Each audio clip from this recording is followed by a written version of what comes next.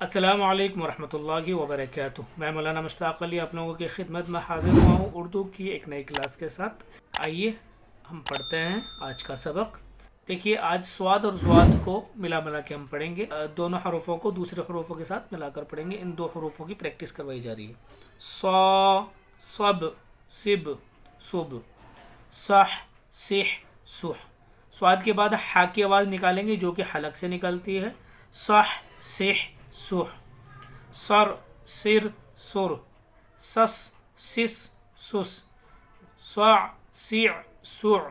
ये भी आइन की भी हलक से निकलती है आवाज़। सफ, सिफ, सुफ। सक, सिक, सुक। ज़ल, ज़िल, ज़ुल। ज़म, ज़िम, ज़ुम। सन, सिन, सुन। सह, सिह, सुह।